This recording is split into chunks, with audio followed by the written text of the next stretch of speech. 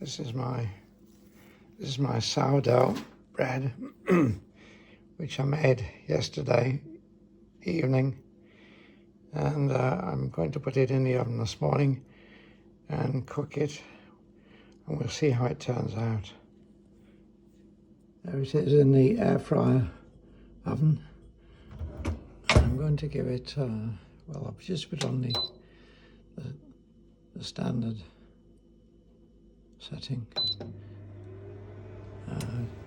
That's at 22 minutes at 200 degrees. So I'll just put it on that standard for a few minutes and then turn it down, I think, to 180. So it's been going there for 4 minutes. So I'm going to turn it down. Turn the heat down to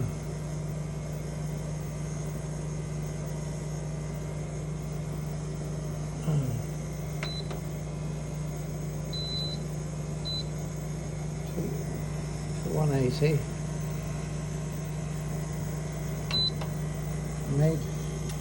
And you can see it's rising already.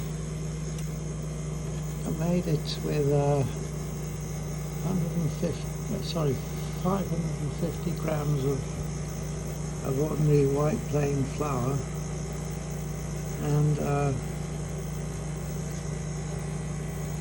and water was, just let me check the mils of water. Oh, there we are, 400 grams of warm water.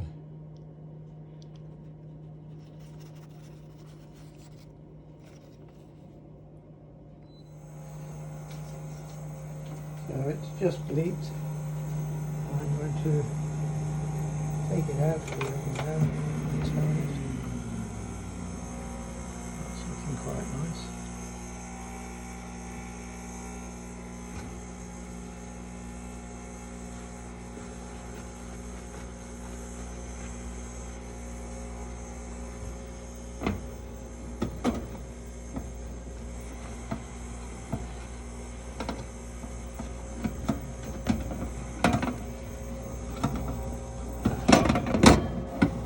Using two hands, but I can't hold the camera because I don't like this, so put it out, put it on the side, and then to turn it I get fish slice, metal one.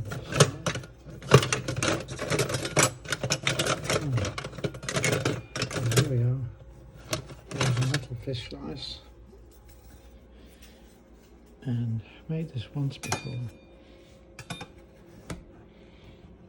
and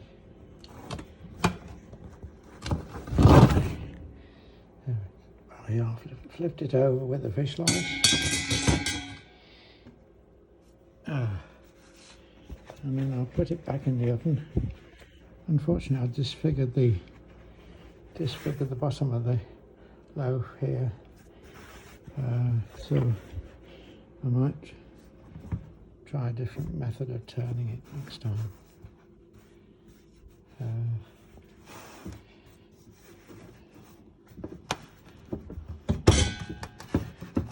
So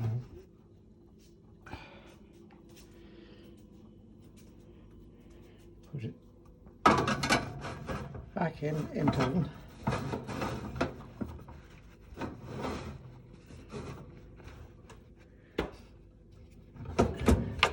And this time, well, we just put it on to start with. It's the default setting, 22, 200. Turn the heat down to 150, and I'll turn the time down to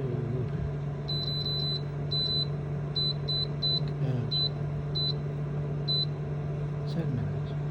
Try 10 minutes on 150. So there it is, upside down, with a disfigured bottom. Pity that. I'll have to have that piece myself. So there we are. We have gotten to the end of the cooking cycle, and it's time to take it out and test it. First of all,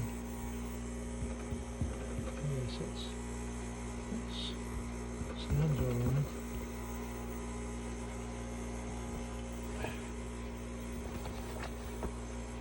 The oven glove on because it will be scorching hot. See if I can get it out with my hand.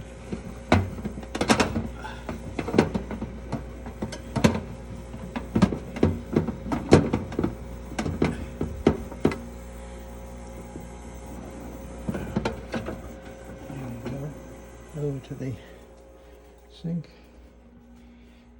and the cooling tray, and just turn it out.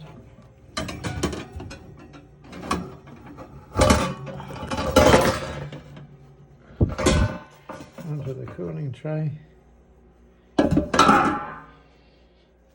and we'll leave it to cool for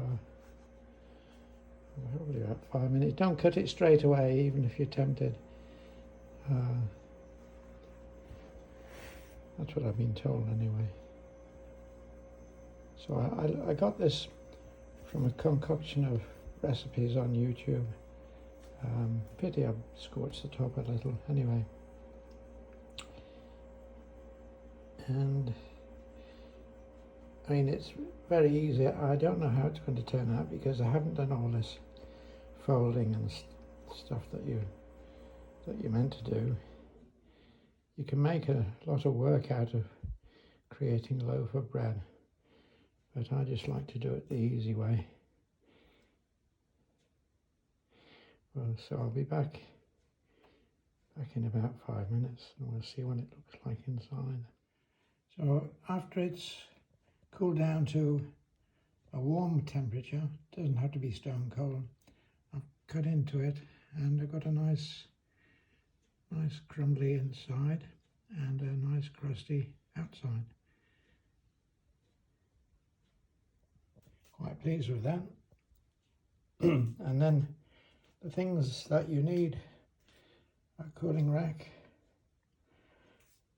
accurate electronic scale, scrapers handy, and a couple of vessels, one to cook in and one to mix in. You make sure you've got a big mixing bowl.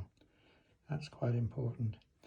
And of course, don't forget you need a starter, because there's no yeast or sugar or fat in this recipe. There's my starter up there, which I keep in the fridge and take out the day beforehand.